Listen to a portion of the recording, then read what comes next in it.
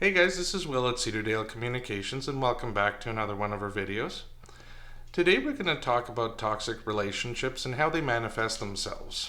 More than anything, we're looking at how to provide you with some tools to identify the behavior and how to manage. Keep in mind that these toxic relationships do manifest themselves in our closest relationships, whether they be our friends or our romantic relationships, our family, even in the workplace. As a life coach myself, I've had to face this issue a number of times, and really, I became a specialist out of need rather than curiosity. And if you're looking at this video, you're probably in a similar situation. And if that's where you are right now, first of all, I would like for you to keep in mind that this is not your fault. A lot of toxic people start reacting and lashing out at the world because they have a lot of insecurities. They're not problem solvers, they're more problem creators. And they're looking for validation around the world of their flawed perspective. They won't be able to achieve a lot of things in terms of emotional connections that are set as equals. A lot of the relationships we have in life, the high quality ones, the ones that define our lives, are based on communication, respect, and trust. And you build from there. So the first thing I'm going to say is when you face someone who's toxic is avoid playing into their reality. They have a very flawed belief system. They're always the victim. They're never going to be responsible for anything. It's always the world around that is a problem. When they voice this to you, do not agree with them, because what you're doing is you're providing them with a sense of validation, and they will continue to think of the world that way. And also, by shutting them down on their tracks, you're also closing the door for any future interactions, and they may not seek you anymore to get that validation and that opinion. So if you're lucky enough, you might be able to nip it in the bud before it actually comes into fruition. The other thing I'll say, number 2, is don't get drawn into their game. So as I said, a lot of the toxic people will develop a narrative about their life of constantly complaining about others. It's always one horror story after another. Unfair treatment about this, and a lot of times, if you're unlucky enough, you're going to be the one who's going to be facing the firing squad every time. They're going to be accusing you of wrongdoing, accusing you of not caring about them, about being disrespectful, dishonest. The list goes on. There's nothing that's off the table for them. Everything's fair game. Do not support that game. Don't get involved in it, and especially don't start defending yourself. I know that may be counterintuitive, but that's exactly what they're looking for. Because once you go on the defensive, you're giving them more fuel to be able to fight you and to be able to try to get a rise out of you. And then they will have proved their point that you are the problem because you see how you're behaving. And that'll rile you up even more, so don't get involved. The best thing you can do to shut that situation down is to say, I'm sorry you feel that way. Now, that may also trigger a number of verbal attacks or whatever, but the most important thing is that you communicated you're not willing to participate in that conversation and that you've acknowledged what they had to say without really taking any responsibility of the situation. Which leads me to point number 3, and that would be listen to how they make you feel. Your body is very wise. Your body and your mind, your heart, all of it talks to you. It's always a communication, and it's always a response as well. And when you're thrown into an environment you're not comfortable with, you'll feel it somewhere, the pit of your stomach, a knot in your throat, something like that. And listen to that cue. When you have a relationship with someone who is very toxic, think of it. Is it a relationship that's based mostly on put downs, on lies, on insults, on all sorts of emotional and verbal abuse?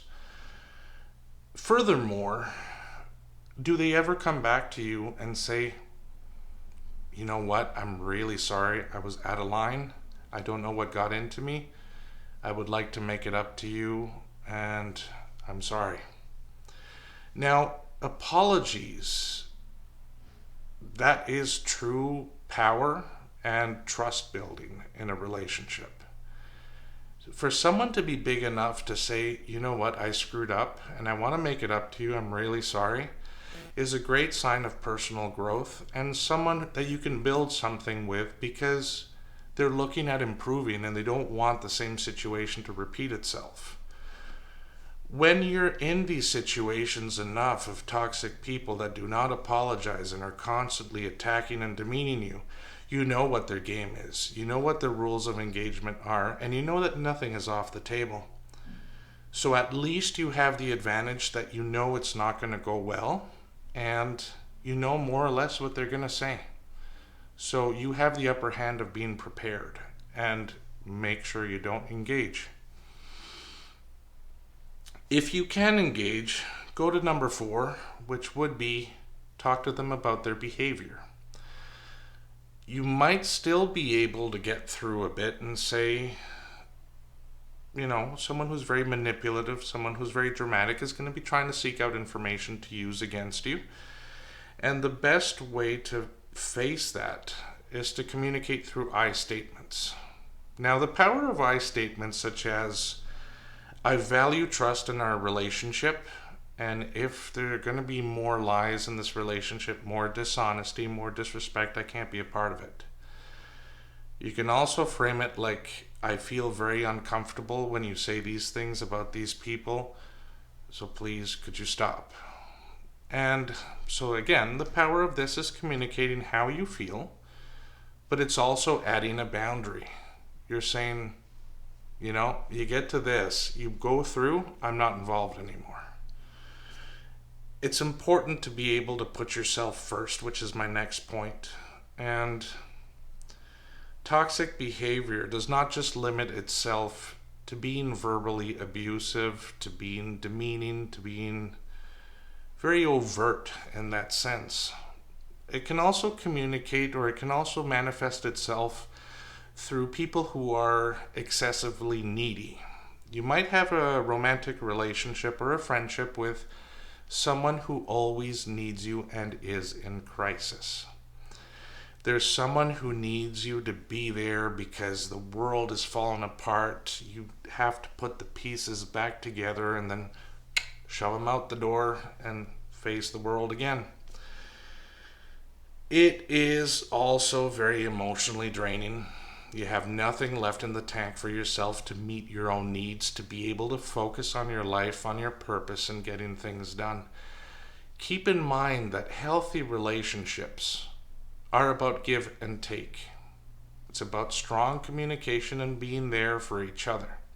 If you're always there for the other person and the other person is never there for you, it speaks to the volume of that relationship, and it speaks to the value. Is it something that you want to maintain when you no longer have anything for you and nobody is there for you? Number 6, I would say for toxic people, offer compassion, but do not try to fix them. Like anything else in the world, you cannot change someone, you cannot fix them. They are the architects of their own lives. And they are the only ones who can come to the decision that, hey, you know what? I need to be better. I need to change the way I interact with people. I need to change my perspective on the world because maybe there's something I can do to influence. Now, this is all very mature thinking, but it's also a very heavy expectation on those who are conditioned to be toxic. Whether it's their environment, whether it's their upbringing, whether it's drug abuse, alcohol, there's something in there that causes them to have that reaction to the world and no accountability. No, everyone else is responsible. The whole world is falling apart because everyone else.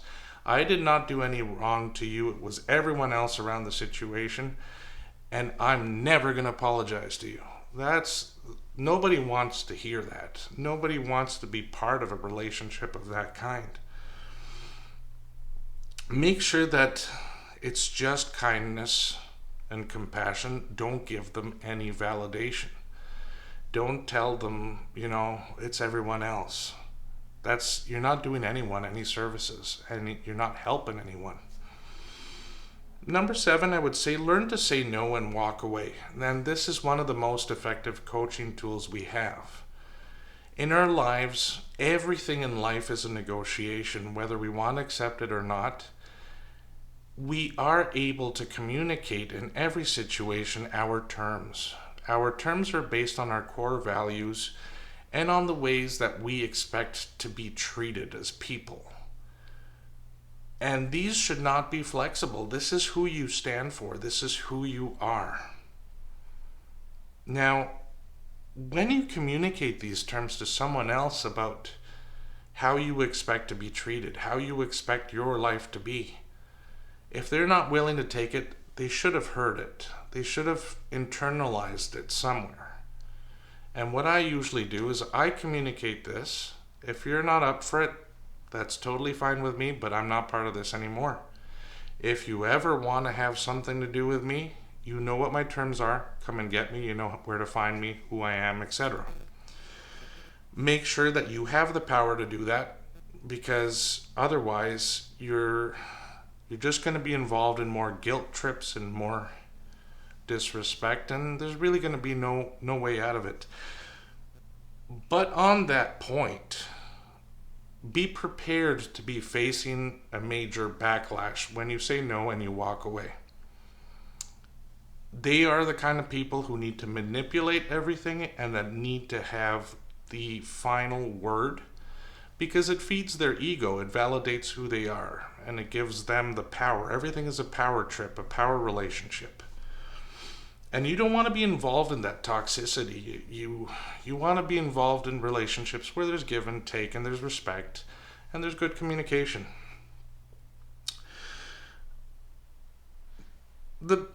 Lastly, I would say, I started with this comment, and I think it's very important for you to internalize this and to really accept it, is that you're not at fault. You're going to be in a situation where you're going to be treated so badly, and it's going to be such a routine that you're almost going to believe that, hey, I deserve this. I'm a really terrible person, but do not let that happen to you. You need to know that you're not the reason why all of this is coming into your life. You may have let it happen out of the kindness of your heart, out of trying to build something meaningful with someone. Once it becomes a habit, and once they realize that they can get in and manipulate your weaknesses and hurt you and basically give themselves fuel to keep going, it's going to be very hard for you to accept the fact that it's not your fault, but be logical. Think about what you're being accused of. A lot of times their arguments are not rational. They lack any logic, and they're all distorted, and there's no way to change their mind, and they will not listen to you. Always make sure to take deep breaths, calm yourself down, and don't let their words affect you. For the love of God, it's not worth it. It's just one blowhard versus the world. And there are people out there who love you and respect you and want to know you for who you are. Lastly, don't make yourself available. As I said, they are the masters of the last word. They're looking for the power trip. If you've broken off contact with them, something will go off in their mind down the road, and they will remember that they were able to abuse you. They were able to get the most out of you and to come out feeling proud and that they accomplished something for their validation. So when you do not give them the fuel, they will not come after you because they know the tactics don't work. One of the best pieces of advice I ever got in my life was from my father. And I remember He said, the worst thing you can do to someone you don't want in your life is just to pretend they don't exist. Ignoring gives zero validation to the person, zero access to your life to be able to do whatever it is they want to do, to be able to validate, get the upper hand, whatever you want to call it. So if they manage to break through and get to you, and you know you do not want to have anything to do with them, you've moved on, whatever reason it is, make sure that you're still going to be polite. I think being nice and being polite is basically one of the major things in our society. And tell them, sorry, I'm busy right now, I can't talk. Or, you know what, I'm really busy, or I've got to prep for this. We always have something going on. Have a canned answer that you're ready to give. And walk away. And do not leave it open. Do not say, well, maybe next week, or, right now's not a good time. Something that is not open-ended whatsoever is a very definite answer. By doing so, you're able to close the door, but they will come after you. It's very possible. They might look for people that you have in common, something public that will embarrass you and hurt your image to your friends, your family. And it's all an attempt to fish you out of the hole to be able to attack you some more, because they know that you will come out, you will try to defend your honor, and it's not worth it. Your true friends, your family, those in your support circle know who you are. They'll go, look, oh yeah, I know John, I know Sarah, whatever. He's not much of a shit disturber, that one. He's not someone looking to cause a fight. They might also know the other person and say, yeah, I've always had my doubts about that person, like something is loose up there or something. So don't worry too much about what others will think about you. Those who have your back have your back. You always know who your friends are when the going gets tough. And make sure that it just slides off your back. It'll be hard. But especially when you're very vulnerable, when things have hit you really hard, don't respond. Don't go up and onto the soapbox and start screaming, because that's exactly what they're looking for, and they're going to validate your behavior towards everyone else. Don't get involved. They're very childish games that maybe you'll see in the schoolyard, but very rarely. And as an adult, it's just pathetic to be behaving that way, to be looking for allies to destroy someone's image. So, in closing, make sure that you do practice self-care. You are the most important person in your life. And although other people will look out for you, other people will want to take you out for drinks or whatever it is, make sure you are focused on what you want in life and who you are, and more importantly, remember how strong you are. You are a powerful individual, and you're able to shape the world and the environment around you. You don't need anyone else's validation, and you most certainly do not need someone who will not appreciate who you are as a human being. If you're finding yourself going into these cycles that this has happened before, my other relationships are based that way, make sure you know how to shut it down. And more importantly, make sure that you don't let these experiences decide how your future relationships will be, because nobody's the same. But make sure that your standards are always high and that you don't break them. You're strong and you deserve a really wonderful life. As a life coach, what we like to focus is on people's strengths right now and what you can build to be able to achieve the life you want, to be able to reach out and, meet your purpose and exceed it, and have relationships that you're passionate, that you're in love with this person that is just absolutely magnificent. You've got the career you love, and you've built the life that you're proud of, and that you broadcast that to the world. You're just one confident machine. In terms of my life purpose, that is what I love to do. I'm in tuned with helping people, and I love to see success stories. I love to drive success, and I think everyone's capable of doing that as long as they harness their strength and they realize nothing should stop you from what you want to achieve. Negative, toxic people are just looking to destroy. They're never looking to build, and they're looking to enhance their egos. Don't fall into that game. I hope that you found this video helpful. If there's anything that you would like us to tackle on future videos, let us know. We're always happy to look at how we can incorporate things into our publishing schedule, And if anything too, feel free to drop us a comment or ask us any question you may have at our email at info@CedardaleCommunications, and we'll be happy to address it for you guys. Anyway, I hope you enjoyed, and wishing you all a really wonderful day, and we'll see you soon. Take care.